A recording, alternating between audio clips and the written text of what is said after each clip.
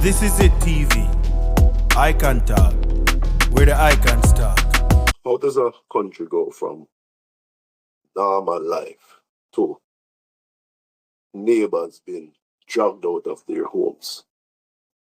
How does a society go from debating politics to just rounding up groups of people, to imprisonment, to deportation, persecution, and worse, death? History shows us something uncomfortable about these traits. The biggest atrocities, they don't begin with violence.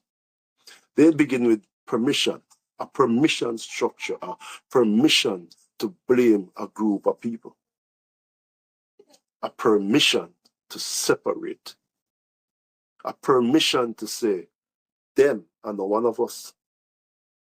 So today, I'm going to bring you through 5 historical examples where governments, often with public support or silence or majority approval, just carry out mass persecution, imprisonment, deportation, or a violent removal of an ethnic group. I'm going to do it for one reason, because if you recognize the pattern early, then you can stop it before it becomes irreversible. Now let's start with Nazi Germany. Germany didn't begin with concentration camps. It began with language.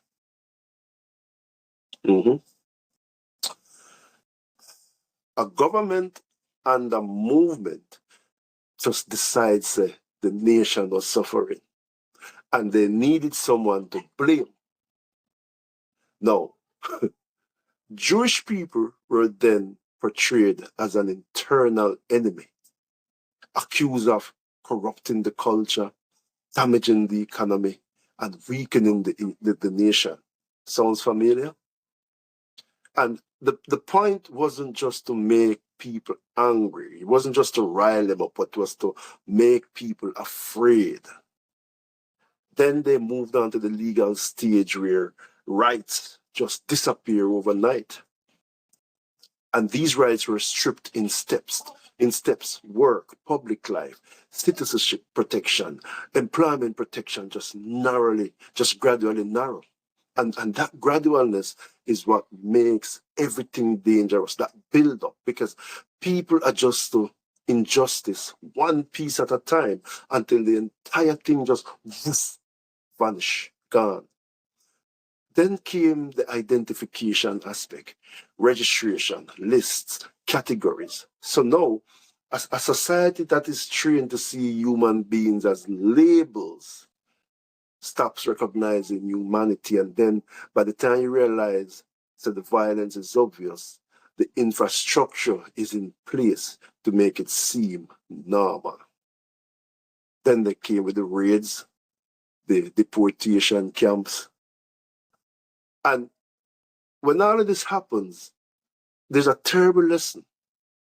And this lesson is that when the government can identify, isolate, and erase the due process, people, when them start round up, starts becoming just procedure, not cruelty.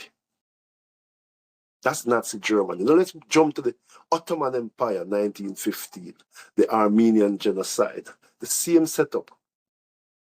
Armenians were painted as being disloyal, untrustworthy, and a threat to national security. And that, Virgin, is the oldest political trick in the book, a threat to national security. And when that happened, you don't have to prove that the group is guilty. You only have to convince the public that the group is dangerous. And it often starts by targeting the leaders first, the intellectuals, the organizers, the influential voices, because removing leadership weakens resistance and collapses community structures. Now, after that came deportations. forced marches, starvation, mass death. But what hits hardest is the vocabulary, believe it or not. Because it wasn't called extermination. It was framed as relocation. Soften the blow. And that's another recurring lesson. When the government do something immoral, they rename it into something that sounds necessary. It's the part of the brainwash. Now let's bring it back home. Let's bring it back to home side. The Japanese American internment. Now this happened in the United States. See, after Pearl Harbor, 120,000 Japanese Americans were removed from their homes and sent to camps right here in the United States of America. Many of them were American citizens. They lost their properties, their businesses, their freedoms, their dignity, without ever being convicted of anything. Their crime wasn't a crime, it wasn't an act. Their crime was their identity. They were Japanese Americans. And the reason this example matters is because it proves something that people don't want to face. And this is that even democracies can commit these mass injustices if fear becomes policy and the public accepts it. Rights are more vulnerable when people believe safety is more important than law or fairness or the Constitution. Let's jump to Rwanda, 1994, one of the most horrific examples of mass violence in modern history. I remember Rwanda very well. But Rwanda did not begin with genocide. It began with propaganda. The Tutsi minority was framed as the enemy, described as less human, treated as a threat that needed to be eliminated for the greater good. Then the system shifted from talk to action. There was lists, that same dreaded lists again, checkpoints, targeted searches, house-to-house attack. Think Minnesota right now. And the lesson of Rwanda is brutal because it wasn't only state violence, it was mass participation. Ordinary people pulled into the machine. And the sad part is, but the lesson is, that's what propaganda does when it is successful. It just doesn't change opinions. It changes what people believe they're allowed to do to each other. This is what's happening right now in the States. Let's look at Bosnia in the 1990s. This is in modern Europe, modern headlines, very recently, and it is the same ancient pattern. The Bosniaks who were the Bosnian Muslims were targeted through forced expulsions. They were held in detention camps. They had the same terror campaigns and mass killings. And again, it was often introduced as this group being evil. It was introduced as cleaning up society, securing the region, a la the border, removing the problem, a la the immigrants. But relocation at gunpoint is still violence. Detention by identity is still persecution. Erasing a people from a place is still ethnic cleansing, no matter how careful the language is dressed up. Now here's the part where most people avoid. Because the story isn't only what governments did to these targeted groups, it's what everyone else did while it was fucking happening. In every one of these examples, Bosnia, Rwanda, you know, there are people who were not being targeted. The majority, the comfortable, the politically safe. So the question is, what did they do? The answer is, though, some became defenders of justice, and many became spectators. In Nazi Germany, for example, and across occupied Europe, some people hid Jewish families. They forged documents and them helped them neighbors to escape. They resisted orders, and some of them died doing that, for doing that. In Rwanda, some people hid them neighbors and they paid for that courage with their lives. They were executed, chopped up in the streets. In Bosnia, people sheltered others across ethnic lines and they refused to participate. It is possible to refuse to participate. In America, lawyers and citizens protested the Japanese internment. They challenged it, they exposed it. But here's the uncomfortable truth. In almost every case, the defenders were not the majority. There were usually a minority within the majority that were willing to risk everything.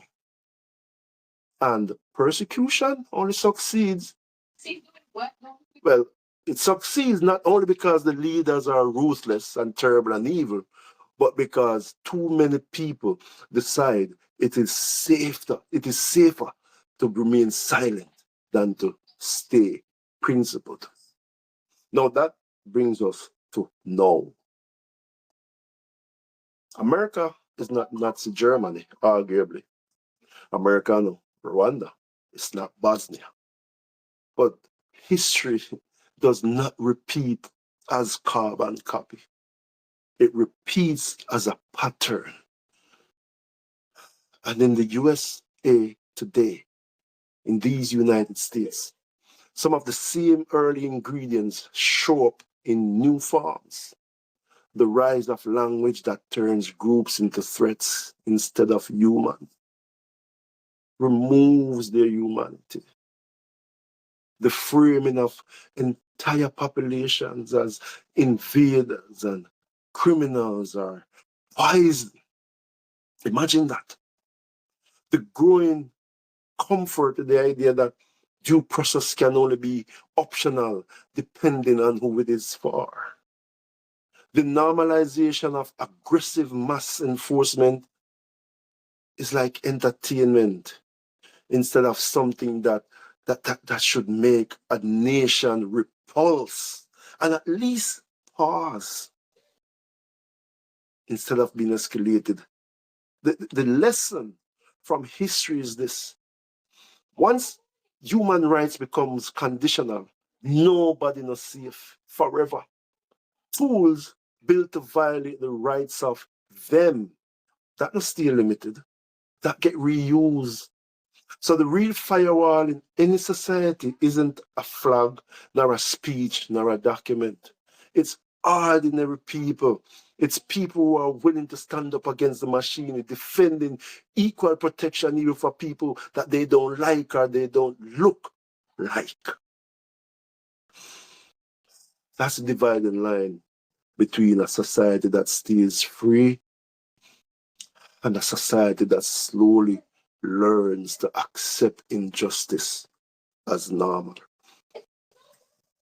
So the question isn't, could it happen here? It is happening here. The real question is, what the fuck are we doing right now to make sure it doesn't get worse? Because the path toward mass persecution, it not just start with violence. It starts the moment good people shrug and say, it's not my problem. And history always punishes that sentence. We can no longer ask, wonder what was it like back when Hitler decided that a people had to be eliminated to make his people the greatest. We can no longer just say, wonder what that was like.